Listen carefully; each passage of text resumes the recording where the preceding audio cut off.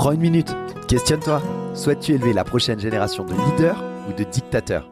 Je pense sincèrement que le futur se construit dès aujourd'hui, dans chaque mot que nous prononçons, dans chaque geste que nous faisons, mais surtout dans la manière dont nous élevons puis éduquons nos enfants. Salut à toi, bienvenue dans la saison 2 d'Ensemble Impactons Demain, renommée pour l'occasion Ensemble Impactons Demain Éducation, le podcast dédié à l'éducation positive. Chaque semaine, j'explore avec toi les facettes d'une parentalité saine, des façons innovantes d'accompagner nos enfants, afin que nous, parents, professionnels, société, nous impactions positivement l'avenir. Alors je suis Vincent Lopez, coach professionnel certifié spécialisé en éducation et en parentalité positive. Je suis passionné par l'humain, par l'éducation et l'importance de relations familiales saines et constructives. Au programme, je te propose des conseils pratiques, des recherches éclairantes, tout pour t'accompagner dans cette merveilleuse aventure qu'est l'éducation. Ensemble Impactons Demain Éducation, c'est bien plus qu'un simple podcast. C'est un mouvement vers une parentalité consciente et éclairée. Parce que le futur, il commence avec les leçons qu'on enseigne aujourd'hui. Rejoins-nous dans cette aventure pour ensemble impacter l'avenir par l'éducation. Salut à toutes et à tous, bienvenue dans ce nouvel épisode numéro 74 de notre podcast Ensemble Impactons Demain Éducation. Alors aujourd'hui, on plonge dans la troisième et avant-dernière partie de notre passionnante discussion avec Cindy, cette maman qui a fondé un groupe Facebook sur la parentalité respectueuse il y a plus de 6 ans. Alors si tu as suivi les 2 premiers épisodes, tu sais déjà à quel point ces partages ils sont inspirants et riches en enseignements. Pour celles et ceux qui nous rejoignent, Cindy, elle nous a déjà raconté comment elle a été motivée par la naissance de son fils à créer un groupe sur Facebook et à se plonger en fait dans les méthodes de la parentalité respectueuse. Aujourd'hui, on va encore plus loin dans cette discussion en abordant les bénéfices concrets qu'elle observe chez son propre fils grâce à cette approche. Cindy, elle va partager avec nous des anecdotes très parlantes. Par exemple, comment son fils à l'école, il connaissait même pas le concept de punition ou de fessée. Et comment cette éducation non violente, elle l'a aidé à développer une conscience aiguë de ses droits en tant qu'enfant et de ce qui est acceptable ou non de la part des adultes. On discute aussi de la prise de conscience grandissante autour des violences éducatives ordinaires et de la manière dont Cindy aide les autres parents à adopter une approche qui soit plus respectueuse et bienveillante. On va également explorer des questions très pratico-pratiques, comment répondre par exemple aux gens qui sont sceptiques et qui pensent que la punition c'est la seule solution. Quels conseils Cindy elle donnerait aux parents qui souhaiteraient débuter sur le chemin de la parentalité respectueuse. Elle va nous parler de l'importance de comprendre le développement de l'enfant et de se remettre constamment en question en tant que parent. Accroche-toi, cet épisode il est rempli de sagesse, de conseils pratiques, d'inspiration pour tous les parents ou futurs parents qui cherchent à élever leur enfant dans le respect, dans la bienveillance et de manière différente. Alors reste avec nous jusqu'à la fin si tu ne veux pas manquer quoi que ce soit. Sans plus attendre, on y va. C'est parti pour cette troisième partie avec Cindy et je te retrouve à la fin comme d'habitude. Bonne écoute. Tu l'as dit, hein, tu es maman. J'imagine que les concepts et les valeurs que tu transmets et sur lesquels tu échanges dans le groupe, c'est également ceux que tu essayes de mettre en place avec ton enfant. Totalement. Comment tu vois les bénéfices chez des parents ou chez des enfants qui ont cette approche-là, en fait, qui adoptent cette approche de parentalité respectueuse? Je vais parler pour mon propre recul personnel avec mon fils.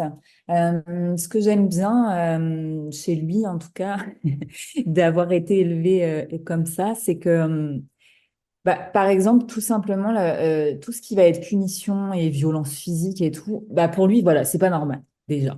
Déjà, il est arrivé à l'école, il savait même pas ce que c'était une punition. Une fessée, il n'en avait jamais entendu parler. C'est quand il a entendu, voilà, des fois, dans la cour de récré, des copains dire, tu sais, pour jouer, ils refont par mimétisme, oh, je vais te mettre une fessée. Je me souviens d'une fois, il est rentré, il m'a demandé, c'est quoi une fessée? Non, les gens, ils doivent se dire, mais, oh, mais si, vraiment, moi, je me souviens, l'entrée en maternelle, il y a vraiment eu ce moment où j'ai senti que mon fils, il avait été vraiment mis à l'abri de tout ça, en fait, et qui savait vraiment pas ce que c'était. Et même encore aujourd'hui, je le vois et puis alors maintenant en plus il le verbalise bien et tout. Il sait voilà, les enfants ils ont des droits, les adultes ils ont pas le droit de me violenter. Tu n'as pas le droit de me crier dessus, n'importe quel adulte n'a pas le droit d'ailleurs de me crier dessus, de me frapper. Enfin voilà, il y a des choses qui sont ancrées en lui et qui ne l'étaient pas en nous il y a des années en arrière, hein. Et je vois cette différence et je trouve ça chouette parce que voilà, c'est la génération de demain qui va élever aussi des enfants et je me dis ça déjà c'est super quoi parce que il n'y a pas de banalisation.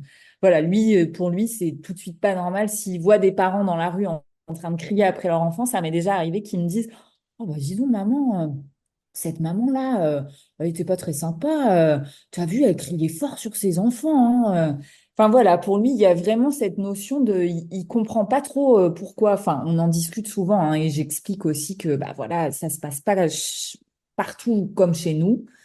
Donc maintenant, il a un peu plus de recul et il comprend mieux que quand il avait 4 ans. Mais voilà, il y a tout ce côté où voilà, lui, il sait qu'il est éduqué, entre guillemets, d'une façon, et ça lui paraît normal, et il a du mal quand il compare avec d'autres, enfin, voilà, il a du mal à comprendre qu'on puisse se comporter comme ça avec d'autres enfants. Voilà. Ouais, je comprends. Ouais. Et puis sinon, bah, je trouve que c'est des enfants qui sont plutôt toujours assez à l'aise dans leur basket avec les adultes, qui se laissent pas, ils n'ont pas cette peur de l'adulte que peuvent avoir d'autres enfants qui peuvent être un petit peu violentés ou quoi. Mais vraiment, ce qui ressort le plus, voilà, c'est ce côté de savoir le consentement, par exemple. C'est un sujet aussi qui revient beaucoup. Il est conscient, voilà, on doit lui demander son avis, on doit lui demander avant de lui faire un bisou. On le force pas. S'il n'a pas envie de faire la bise, bah, il fait pas la bise. Enfin, il y a tout ce côté-là. Et vraiment, là, à 8 ans, je vois que ça ressort encore plus. Tout ce travail de tant d'années où voilà, je vois qu'il est à l'aise de dire bah non, j'ai pas envie, je te dis bonjour comme ça avec la main, mais j'ai pas spécialement envie de te faire un bisou ou voilà, ils sont vraiment conscients de tout ce côté non violent dans lequel ils vivent et avec lequel ils n'ont pas envie d'interagir, que ce soit à l'école avec les enseignants ou après au périscolaire ou au centre aéré, etc. Voilà, ils sont conscients qu'il y a des limites à ne pas franchir, enfin, qui sont censées ne pas être franchies. Et donc, du coup, ça en découle aussi que s'ils sont victimes, entre guillemets, de violences de la part d'adultes, ils le disent aussi très spontanément et facilement. Donc, voilà, ça, c'est un truc que j'ai remarqué. Parce qu'un enfant classique, entre guillemets, qui est habitué, je sais pas, à être puni ou quoi, ben, l'adulte, je sais pas, il va aller au centre aéré, il va être puni, bah, ça va lui glisser dessus au bout d'un moment, quoi. Euh, Mhm. Moi, le mien, c'est lui est arrivé d'être puni, hein, évidemment. Euh, et ben à chaque fois, tu vois, ça l'a marqué, quoi. En plus, il y a eu des fois où il n'a pas compris. Et puis en plus, bah, ce sentiment d'injustice, quoi. Mais en fait, pourquoi on me punit et ça sert à quoi? Ça m'a rien expliqué de. Enfin, tu vois, des fois même, genre, t'es puni, tu sais même pas pourquoi, en fait. T'as même pas compris le truc. L'adulte, il t'a puni et toi, quand tu demandes derrière, tu dis, ben, tu sais pourquoi tu as été puni? Ben non, je sais pas, j'ai pas compris. Ok. Donc voilà, tout simplement. Pas très constructif, quoi. Et l'enfant, il a conscience de ça. Donc, il y a aussi une vision du monde où il sait qu'il y a des apprentissages à faire. Comme tu le dis, alors voilà, ça lui est arrivé d'être puni. Ça montre bien que bah, c'est pas un enfant parfait, il va tester les limites comme tout le monde. Enfin, voilà, c'est un enfant qui a un développement tout à fait normal. Tu n'as pas une Oui. exception. Non, non, tout à fait. Après, bon, il faut voir aussi des fois les punitions dans ce genre d'endroit. Voilà, hein, c'est un peu. Il y a pas forcément de test de limite. C'est plutôt dans le feu de l'action. Les adultes, des fois, bah voilà, ils se mettent pas trop à hauteur de l'enfant non plus. Et bon, enfin, on n'est pas là pour pour débattre sur le sujet, mais voilà. En tout cas, des fois, Des problèmes aussi de formation. Je crois qu'il y a vraiment, ouais, il y a des gens qui savent pas. exactement, Il y a une éducation, disons, plus traditionnelle aussi, hein, qui persiste et totalement. qui peut parfois faire du tort aux enfants selon comment elle est appliquée. Et puis, il y a aussi ce côté, je crois, c'est une des questions que je voulais te poser.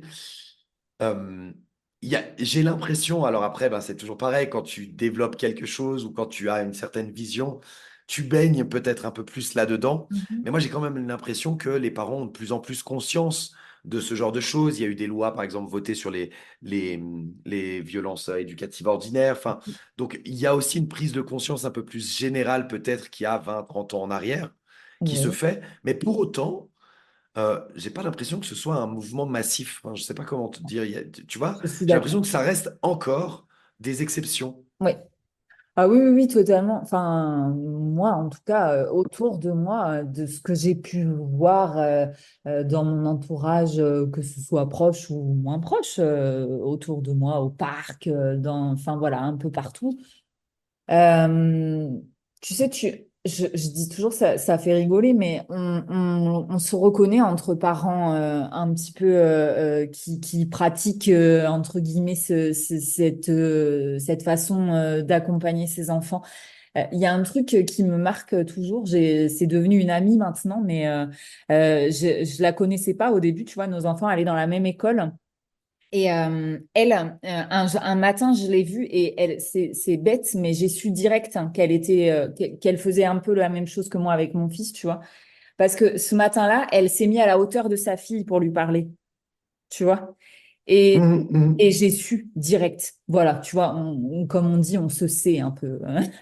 Tu les reconnais, ces gens-là. Enfin, je veux dire, c'est pas tous les parents qui font ça. C'est des parents qui sont déjà sensibilisés à tout cet accompagnement respectueux de l'enfant quand même s'ils sont pas forcément au top des connaissances. Mais il y a déjà ce côté où ben, je me mets à la hauteur pour parler, quoi. Ça veut tout dire, je trouve.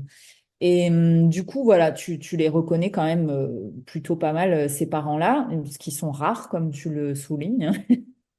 Et voilà, moi, dans mon entourage plus ou moins proche, ou même quand je vais voilà, dans des lieux publics et tout, j'en vois très peu. Je vois beaucoup encore toujours les parents qui perdent patience super facilement en plein magasin. Ça crie, ça tire le bras, ça menace avec les gros yeux et t'arrêtes de faire des caprices.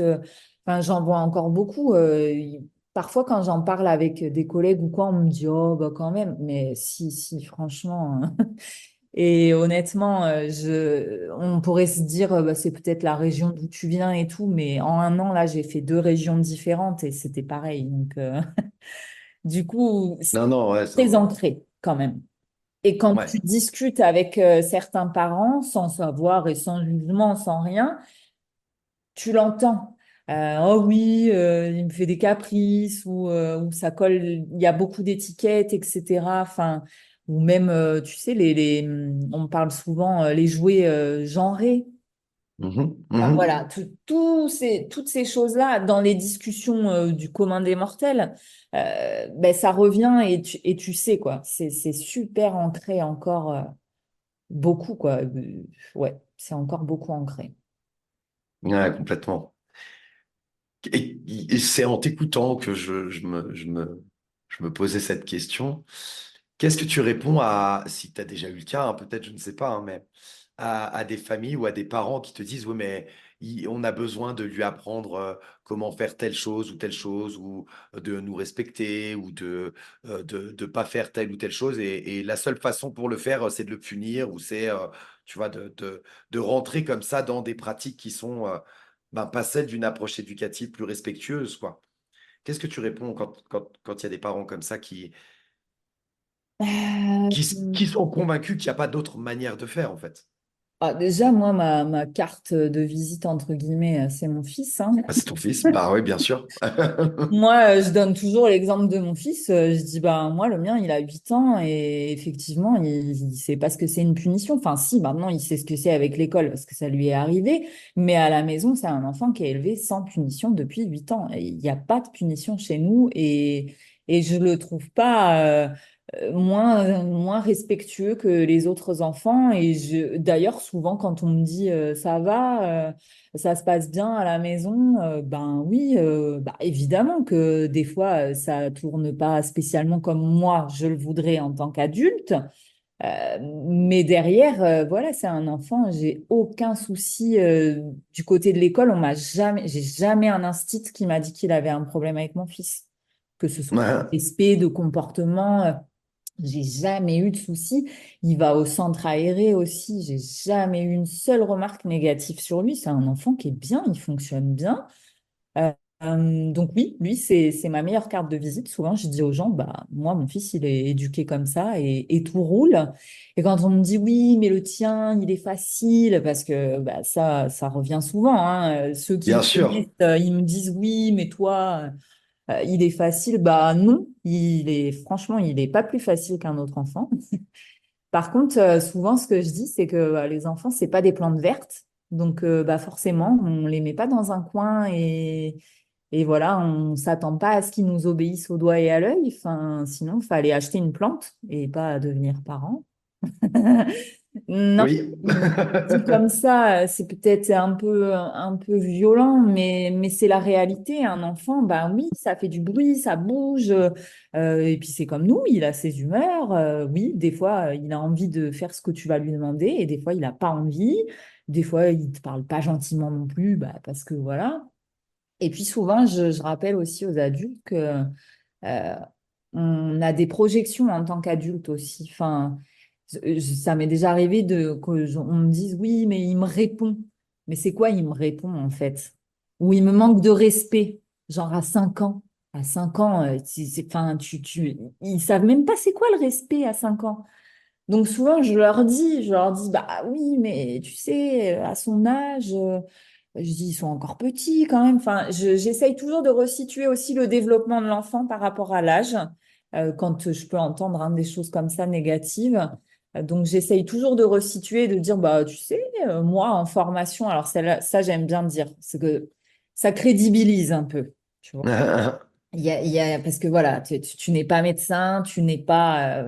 Donc il y a toujours ce côté un peu plus crédible quand tu dis, moi en formation, on m'a dit que, voilà, ça tout de suite, quand c'est des gens que tu connais, hein, il y a pas qui viennent Bien sûr. Non, non, mais bien sûr, bien sûr. en tant que pro. Mais donc, du coup, ça aide bien aussi. Et donc, toujours, voilà, de resituer. Et puis après, aussi, souvent, leur dire aussi de se mettre à hauteur d'enfant. Ça marche plutôt bien aussi quand tu fais le parallèle. Quand tu fais le parallèle de te dire, bah oui, mais toi, t'imagines, si je te fais ça, là, tu vas penser quoi? Tu vas dire quoi? T'accepterais que je te dise. Enfin, voilà, quand tu fais le parallèle d'une situation qu'un enfant a créée ou fait, bref, et que tu la transposes à un état adulte, ben, tout de suite, les gens, ils voient plus les choses de la même façon. Donc, ça, Ah ouais, c'est pas mal complètement. aussi. Moi, de transposer.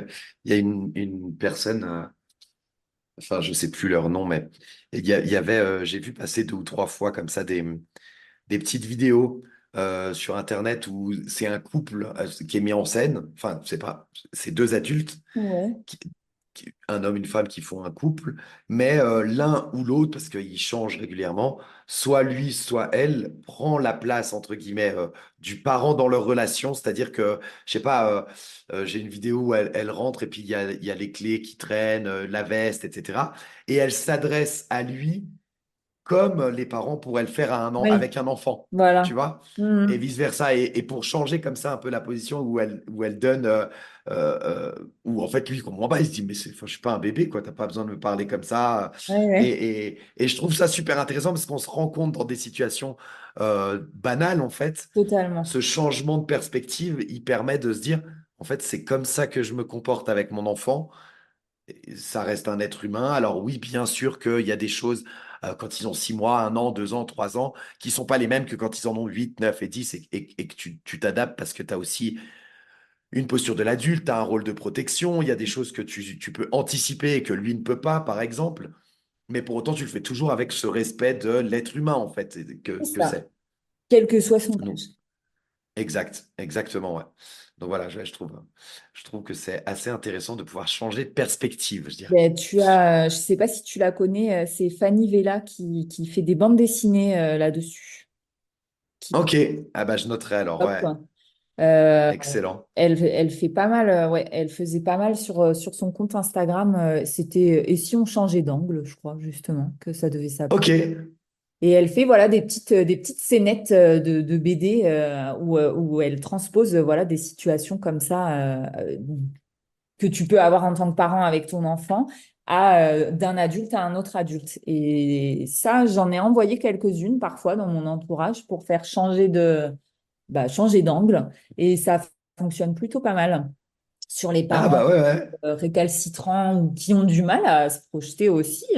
Ça peut arriver qu'on soit de bonnes intentions, mais qu'on ne se rende pas compte. Et du coup, ouais, ça désamorce pas mal. J'aime bien son travail à Fanny Vella. Et puis, tu as aussi l'humoriste Laura Calu qui fait des petites vidéos aussi. Elle en a fait quelques-unes comme ça, sur le ton de l'humour, dans le même Ok, temps, quoi, qui était pas mal hein, sur la parentalité. Ouais, elle a fait deux, trois, je me souviens rapidement, j'avais trouvé que c'était sympa pour ok, bon bah dédramatiser voilà. un peu le truc, quoi. Parce que- Ah bah, j'irai regarder, puis je mettrai les liens dans la description. Merci pour ça. C'est un bon enchaînement. Je voulais te demander justement quel conseil tu donnerais à des parents, ben, voilà, et peut-être que c'est ce que tu fais aussi sur le groupe, c'est-à-dire qui débarquent en se disant, j'ai envie de changer. Moi, j'aimerais une parentalité qui soit plus respectueuse, bienveillante, mais je ne sais pas du tout comment faire, par où commencer, qu'est-ce que je peux mettre en place, voilà, qu'est-ce que tu donnerais comme conseil à ces parents-là qui sont au début du chemin que toi tu parcours depuis un certain nombre d'années, quoi. Mm. Euh, je pense que le plus important, c'est de prendre conscience, alors sommairement peut-être, mais du développement de l'enfant. Et Mhm. de bien garder en tête qu'un enfant, c'est pas un mini-adulte et on ne peut pas avoir les mêmes attendus avec un enfant qu'avec un adulte. Et ça, souvent, on a tendance à l'oublier en tant que parent. On veut les voir grandir vite et avoir leur autonomie parce que voilà, ça simplifie le quotidien aussi. Et c'est humain de vouloir se simplifier les choses.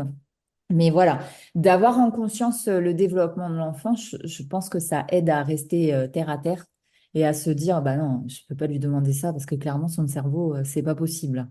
Donc ça aide pas mal. Donc il y a des livres et puis maintenant c'est quand même pas mal vulgarisé tout ça. Si on n'a pas envie de lire un roman entier, enfin un bouquin entier sur ce genre de sujet, il y a quand même pas mal d'articles de blog. Je pense notamment chez Papa Positive qui fait toujours des super articles là pour expliquer bon, plein de petites choses comme ça. Il y a aussi Maya qui a son blog là, Maya donc ma formatrice, Mhm, son mhm. blog Les Lunettes de Maya et qui fait pas mal de posts aussi sur les réseaux pour expliquer voilà pas mal de choses aussi sur le développement de l'enfant, sur les émotions.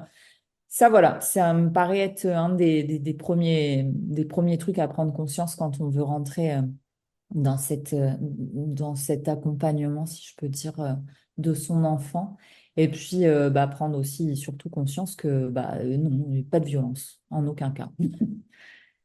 Et que si on déborde, ça peut arriver surtout quand on est en cheminement. Ok, on a débordé, mais par contre, il faut derrière réparer, entre guillemets, la relation avec son enfant, reconnaître ses torts dire bah tu vois là j'ai fait n'importe quoi ou c'est pas ok ce que j'ai fait. Voilà, toujours aussi c'est ce que je disais au début du podcast, c'est toujours se remettre en question. Et ça je pense que c'est une des grosses un des gros piliers entre guillemets de cette parentalité, c'est qu'il faut savoir se remettre en question parce que sinon tu avances pas. Toujours partir du principe en fait que tu t'en apprends toujours tous les jours. Mhm, C'est un mhm. cercle Ouais, sans fin. complètement. Parce que tu vois, même moi, il a 8 ans et toujours, je continue de me questionner sur qu'est-ce que je fais pas bien, comment je peux encore mieux l'accompagner. Bah tiens, là, j'ai fait un peu de la merde. Et comment je peux rechanger les choses.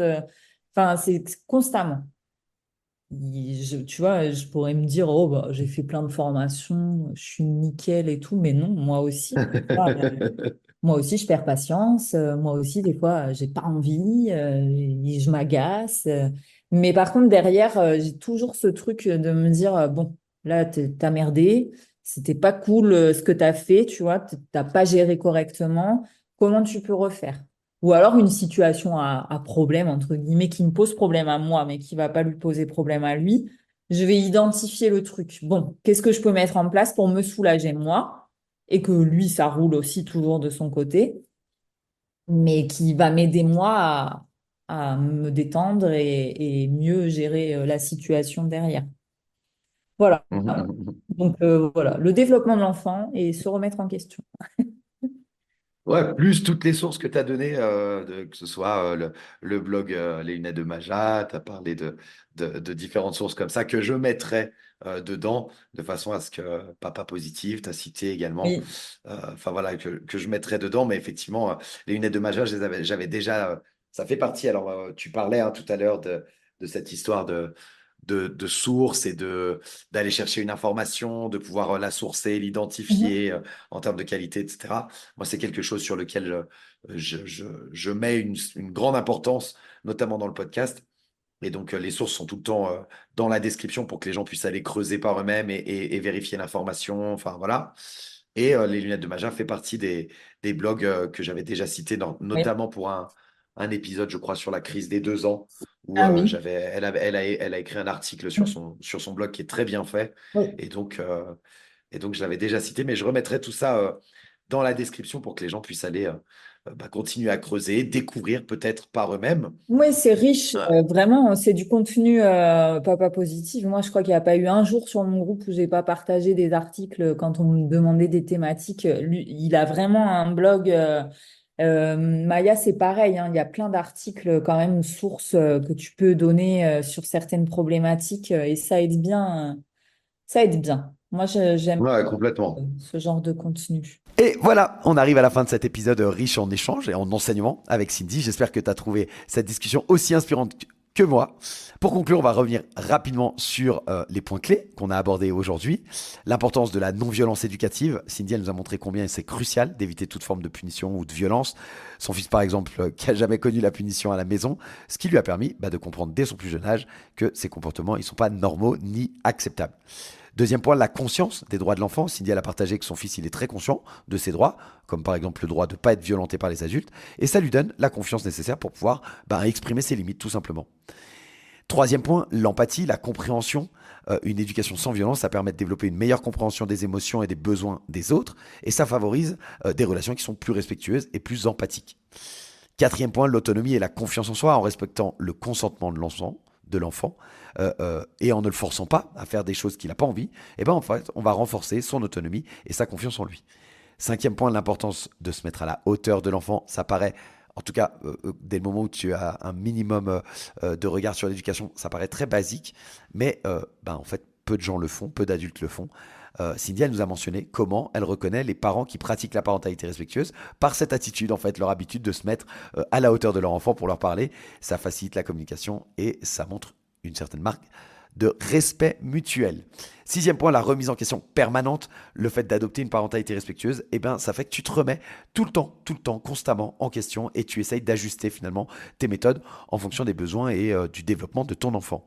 Et enfin, l'apprentissage en continu. Cindy, elle a souligné l'importance de s'informer sur le développement de l'enfant et d'utiliser des ressources fiables pour pouvoir améliorer constamment en fait les pratiques parentales. En plus de toutes ces leçons, on a parlé de plein d'autres sujets passionnants. On a parlé des bénéfices concrets observés chez les enfants qui ont été élevés sans violence, comme la conscience de leurs droits, le sentiment d'injustice face aux punitions, les défis que rencontrent encore beaucoup de parents et comment Cindy, elle essaye d'y répondre avec son expérience personnelle, professionnelle, et puis des exemples pratiques et des conseils que Cindy, elle donne aux parents pour adopter une parentalité respectueuse, y compris l'importance, comme je te l'ai dit, de comprendre le développement de l'enfant et de se remettre constamment en question.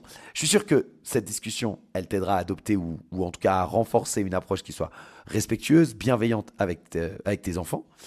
Mais, eh bien, on était au troisième épisode, donc il en reste un. Notre voyage n'est pas encore terminé. Dans le prochain épisode, on va plonger dans des sujets tout aussi passionnants. On va parler des meilleures ressources pour la parentalité respectueuse. On va parler pas mal de ça, en fait. Elle va te donner pas mal d'astuces, de conseils et de ressources auprès desquelles tu peux aller piocher. On va parler notamment de Isabelle Fillosia, de Catherine Guégan, de magazines comme Peps, ou aussi de l'importance des groupes Facebook. On va aussi explorer des initiatives très inspirantes dans le domaine de l'éducation, des projets innovants. Je pense notamment à Julien Perron et le travail aussi de Marion, Marion Swirk sur la parentalité non violente. Bref, on va faire aussi un petit tour du monde pour voir comment l'éducation elle est pratiquée dans d'autres pays, notamment dans les pays nordiques, très rapidement. Et bien sûr, Cindy, elle nous donnera des messages clés pour les parents et elle va nous parler des futurs projets et accompagnement qu'elle a. Alors reste avec nous pour continuer à explorer tous ces projets, tous ces sujets fascinants et découvrir comment la parentalité respectueuse, elle peut transformer ta vie et celle de tes enfants. Merci beaucoup d'avoir écouté jusqu'à la fin. On se retrouve très bientôt la semaine prochaine pour un nouvel épisode. D'ici là, prends soin de toi, de tes enfants et je te dis à très vite. Bonne semaine.